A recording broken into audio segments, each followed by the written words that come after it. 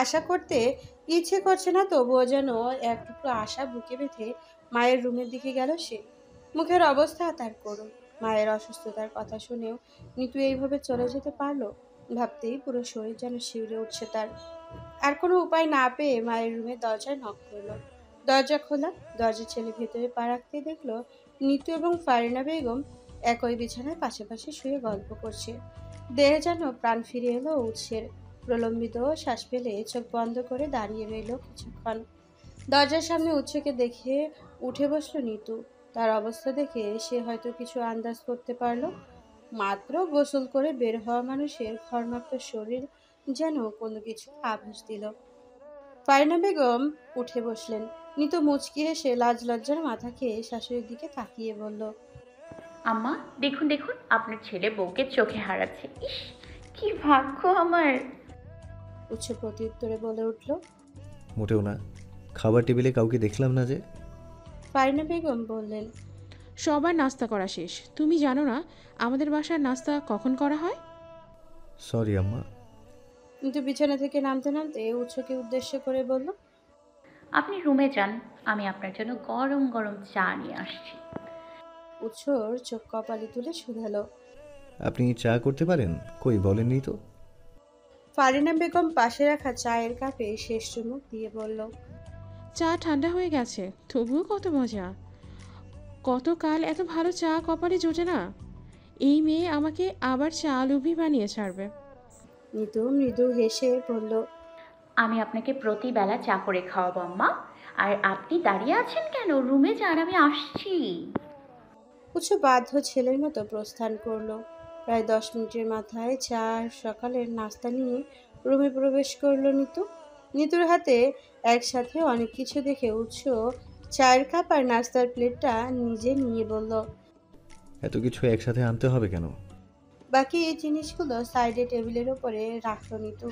চা ছাড়া উৎসের হাতে থাকা প্লেট নিজে নিয়ে বলল। চা খেয়ে বলুন তো কেমন হয়েছে। উৎস ছায় চুমুক না দিয়ে হাতে ধরে রইল। নিতুর দিকে তাকিয়ে নরম গলায় বলল, আমার রুমেই ছিলেন এতক্ষণ? তাছাড়া কোথায় থাকবো? আপনি খুঁজেছিলেন আমাকে। না। আপনার কপালের প্রতিটা ঘামের ফোঁটা তখন অন্য কিছু বলছিল উৎস। আসলে আপনি ভেবেছিলেন আমি পালিয়ে গেছি, তাই তো? উৎস নীরব রইল। নিতু আবার বলল, আপনি তো আমাকে এখানে জোর করে রেখে দেননি। আমি কেন পালাতে যাব? এখানে থাকার তো একটা উদ্দেশ্য আছে। তাহলে চলে কেন যাব? সময়ের সাথে বাবা শান্ত হলেই আমি সম্ভব হলে এদেশ ছাড়ব। আর এই সময়ে পালিয়ে চলে গিয়ে আমার লাভ কি? সে তো আপনার স্ত্রী হয়েই বাঁচতে হলো আজীবন। উৎস চায়ে চুমুক দিতে দিতে বলল, কি উদ্দেশ্য? আপনি? আমি? হ্যাঁ। মানে? নিতু মৃদু হেসে উৎসের পাশে বসলো। তার দিকে তাকিয়ে বলল, গত রাতে যদি ওরা আমাকে ধরতে পারতো তাহলে হয়তো আমার জীবনের শেষ ওখানেই হতো। আপনাকে আমার আল্লাহ পাঠিয়েছেন। আপনি আমার অনেক বড় উপকার করেছেন। এখানে আসার পর কোনো কিছু চিন্তা না করে আপনাকে বিয়ে করে নেয়ার উদ্দেশ্য একমাত্র আপনি, আপনার মায়ের অসুস্থতা, আপনাদের সম্মান রক্ষা। যদিও আমারও ব্যক্তিগত সমস্যা আছে, আপনি আমার প্রাণ বাঁচিয়েছেন। এই প্রাণের দখলদার আপনি। যেভাবে ইচ্ছে আপনি আমাকে ব্যবহার করতে পারবেন। আমি আপনার, পুরোটাই আপনার। উৎস মৃদু হেসে বলল। ভালো কথা বলতে পারেন, আমি ইমপ্রেসড। নিতুর গাল দুটো উৎসের একটু কথাতেই লাল হতে শুরু করলো। কানের পিঠে চুল গুজে দিয়ে বলল, আজ মুগ্ধ হচ্ছেন, কাল প্রেমে পড়ে যাবেন। উৎস এবার আহত দৃষ্টিতে নিতুর দিকে চাইল। এই মেয়ে একটা কথা সোজাভাবে নেয় না। যে কোনো কথায় অন্যদিকে মোড় ঘুরিয়ে ঠিক নিয়ে যাবে। কথার পরে ওঠা মুশকিল। বুদ্ধিমানের কাজ হবে নিতুর সাথে এই বিষয়ে বেশিক্ষণ কথা না বলা। সুতরাং উৎসও সেটাই করলো। বলল, আমি একটু বাইরে যাব, ঘন্টা দুয়েকের মাঝে আবার ফিরে আসব। এলাকার এক ছোট ভাই কল করেছিল কয়েক মিনিট আগে। তাকে নাকি সামনে কোনো একটা পার্কে কয়েকজন ছেলে মেলে আটকে রেখেছে। নিতু ভ্রু উঁচিয়ে গভীর স্বরে শুধালো। আমার হিরো কি তাকে বাঁচাতে যাবে? উৎস চোখ বন্ধ করে প্রলম্বিত শ্বাস ফেলল। স্বর দৃঢ় করে বলল, প্রতিটা পুরুষ নাকি ঘরের বউয়ের কাছে নির্যাতিত হয়। রাত থেকে তার চাক্ষুষ প্রমাণ পাচ্ছি। উৎস বাড়ি থেকে বেরিয়ে মিনিট 10 মধ্যেই নির্দিষ্ট স্থানে পৌঁছে গেল। গাড়ির একপাশে রেখে এদিকে ওদিকে খুঁজে খুঁজে এক জায়গায় ভিড় করে সেদিকে এগিয়ে গেল উৎস। সেদিকে এগিয়ে গিয়ে যেতেই উৎস বুঝলো যে পরিচিত ছোট্ট ভাই তাকে কল দিয়েছিল। তাকে কয়েকজন মিলে কি কি যেন বলছে আর কানে ধরে উঠবোস করাচ্ছে। উৎস এদিকে ভিড় ঠেলে সামনের দিকে ছুটে গেল। হুড়মুড়িয়ে কাউকে ভেতরে ঢুকতে দেখে কয়েকজন তার দিকে তাকালো। উৎসকে দেখে তাকে ফোন করা ছেলেটা অর্থাৎ সাইম দাঁড়িয়ে গেল। হড়বড়িয়ে বলল, ভাই, এরা আমাকে দিয়ে যা ইচ্ছা তাই করাচ্ছে। আমাকে মায়েরও দিছে। আমারে বাঁচান ভাই। উৎস শুধালো। কি হয়েছে এখানে? পাশে থেকে একটা অপরিচিত ছেলে বলে উঠল। উৎস সাইমকে উদ্দেশ্য করে বলল। উনি যা বলছে তা সত্যি? সাইম তড়িৎ বলে উঠল। ভাই, ওই মাইয়াটার জামা কাপড়ের ঠিক নেই। তুই বলার কে? উৎসে সোজা সাপটা প্রশ্ন। ওর পোশাকের ঠিক নাই। যা তা পোশাক পরে রাস্তায় বের হলে তো মানুষ দেখবেই তো ভাই, বলবেও। উৎস সজোরে একটা থাপ্পড় বসিয়ে দিল ছেলেটার গালে, দাঁতে দাঁত চেপে বলল। তুই তাকিয়ে তাকিয়ে দেখলেই ওর পোশাক এখানেই ঠিক হয়ে যাবে? সাইম গালে হাত দিয়ে উৎসের দিকে তাকিয়ে রইল। বলল, ভাই, আপনাকে ডেকেছি আমাকে হেল্প করার জন্য। আপনি এসে উল্টো আমাকেই ঝাড়ছেন। আমিও এসেছিলাম তোকেই বিপদ থেকে সাহায্য করার জন্য। আমি কি জানতাম নাকি যে তুই নিজেই নারী জাতির জন্য আস্ত একটা বিপদ? উৎস নিজেকে ঠিকঠাক করে খুব চেষ্টা করলো, তবুও ভেতর থেকে কেউ যেন ডেকে ডেকে আদেশ দিয়ে বলছে, উৎস, ন্যায়ের পক্ষে থেকে নড়বি না। অন্যায় করা অমানুষ কখনো আপন হয় না। মেয়েকে দেখে শীষ বাজিয়েছিস কেন? রাস্তার পাশে দাঁড়িয়ে থেকে নোংরা কথা বলেছিস কেন? ছেলেটা জবাবে বলল, ভাই, আপনি এখানে এসে শুধু আমারই দোষ দেখতেছেন। মেয়েটা যে ওড়না ছাড়া বের হয়েছে, এটা দেখেন না কেন? জ্বর আর একটা পড়লো গালে। ছেলেটার গালে হাত দিয়ে উৎসের দিকে ভ্রু কুচকে বিরক্তি ভাব নিয়ে তাকিয়ে রইল। উৎস বলে উঠল, কোনো মেয়ের ইচ্ছে হলে উলঙ্গ হয়ে ঘুরুক, তুই কেন দেখতে যাবি? মেয়ে তোর সামনে এসে দাঁড়িয়ে তোকে প্রেশারাইজ করেছে? বলেছে যে আমাকে দেখো প্লিজ, আমাকে দেখো? বলেনি তো, তাই না? তুই কেন দেখতে গেছিস? ছেলেটা এবার চুপ মেরে গেল। চোখে মুখে দেখে স্পষ্ট বোঝা যাচ্ছে সে এখানে উৎসের ব্যবহারে বিরক্ত। হবে নাই বা কেন? যার কাছে থেকে সাহায্য নেবে বলে ডাকলো, সে যদি এসে এভাবে শাস্তি দেয় তাহলে মেজাজ খারাপ তো হবেই। আশেপাশের মানুষগুলো এবার উৎসের দিকে এগিয়ে এসে পুরো ঘটনাটা বলল। আগে যে কয়জন মানুষ জড়ো হয়েছিল, এবার ধীরে ধীরে তার চেয়ে কয়েকগুণ মানুষ চারিদিকে এসে দাঁড়ালো। উৎস হঠাৎ সাইমকে বলে উঠল। তোর বোনের নম্বর দে। সাইম জিজ্ঞাসু চোখে তাকালো উৎসের দিকে। জিজ্ঞেস করলো। কেন? উৎস তার প্রশ্নের জবাব না দিয়ে ধমকের স্বরে বলে উঠল। সে জ্যোতির নম্বর দে, কুত্তার বাচ্চা। সাইম কাঁপা কাঁপা গলায় বলল, ভাই, এবারের মতো মাপ কইরা দেন। আমি এমন কাজ আর কোনো মেয়ের সাথে করব না। আমার বাড়িতে জানাবেন না ভাই। উৎস চোখ রাঙিয়ে পুনরায় বলে উঠল। নম্বর দিতে বলেছি, নম্বর দে। সাইম উৎসের পায়ে পড়ে গেল, ভীত সন্ত্রস্ত গলায় বলল, ভাই, সেজু এই কথা জানলে আমার সামনেই আসবে না ভাই। আমার ছোট বোনটা আমাকে ঘৃণা করবে ভাই। পায়ে পড়ি ভাই, এমন করবেন না। আমি মরে যাব ভাই। আমার মাও আমার সাথে কথা বলবে না ভাই। উৎস এবার স্বাভাবিক গলায় জবাব দিল। তোর মতো ছেলে মরলে কারো কোনো ছেড়া যাবে না। তুই মরলে তোর বাড়ির দায়িত্ব আমি নেব। নম্বর দে। আর কোনো উপায় না পেয়ে সাইম প্যাডের পকেট থেকে ফোন বের করে টলমলো চোখে বোনের নাম্বার বের করে উৎসের সামনে ধরলো। উৎস নাম্বারটা নিজের ফোনে টাইপ করতে করতে সামনের দিকে একজনের হাতে ক্যামেরা অন করা ফোন দেখে সেটা এক নিমেষে কেড়ে নিয়ে ছুঁড়ে ফেলে দিল। কঠোরভাবে বলে উঠল, তোদের হাতে ফোন দেয় কে? রাত ভর ফোনে চ্যাটিং, নোংরামি, আর বাহিরে কারো কোনো বিপদ হলে সাহায্যের হাত বাড়িয়ে না দিয়ে ভিডিও করা। আবার সেই ভিডিও আপলোড করে ভিউ কামানো। ভিউ পাছার ভেতর ঢুকিয়ে দেব। ভাগ এখান থেকে। একজনের হাতে যেন ফোন না দেখি আমি। যার হাতে ক্যামেরা অন করা ফোন দেখব তার ফোনই আজ পানিতে যাবে। উৎস সৈয়দীকে কল করলো। ফোন হয়তো হাতে থাকায় তাড়াতাড়ি রিসিভ হলো। সামনে দাঁড়ানো ছেলেটা অসহায় চোখে উৎসের দিকে চেয়ে আছে। ফোন রিসিভ হতেই পাশে হতে সালাম ভেসে এলো। উৎস সালামের জবাব দিয়ে বলল। সেজু, আমি উৎস ভাইয়া বলছি রে। উচ্ছ্বসিত কণ্ঠে শুনতে পেল উৎস। ভাইয়া, হ্যাঁ বলেন, কেমন আছেন? ভালো আছি, তুই খালাম্মা ভালো?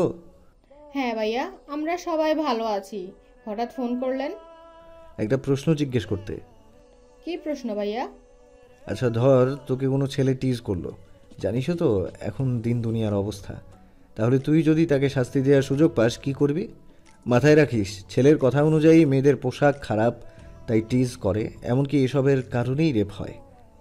মেয়েটা কিছুক্ষণ চুপ রইল, তারপর বলে উঠল। সুযোগ যদি পেতামই, তাহলে ওই অমানুষকে বাঁচিয়ে রাখতাম না ভাইয়া, জানে মেরে দিতাম। উৎস এবার সাইমের দিকে তাকিয়ে সেজুতিকে বলল। ও, জানে মেরে দিতি? এটা তো আইন হাতে তুলে নেওয়ার হলো, এটা বাদে কি করতি? ছেলেকে বস্ত্রহীন করে ছেড়ে দিয়ে বলতাম, এভাবে বেরিয়ে দেখ, তোকে দেখে মেয়েরা টিস করে কিনা। উৎস হাসলো, বলল। আচ্ছা শোন, পরে কথা হবে, বাসায় আসিস একদিন। উৎস ফোন রাখলো, সামনের দিকে তাকিয়ে বলল। প্যান্ট খোল, শার্টও খোল।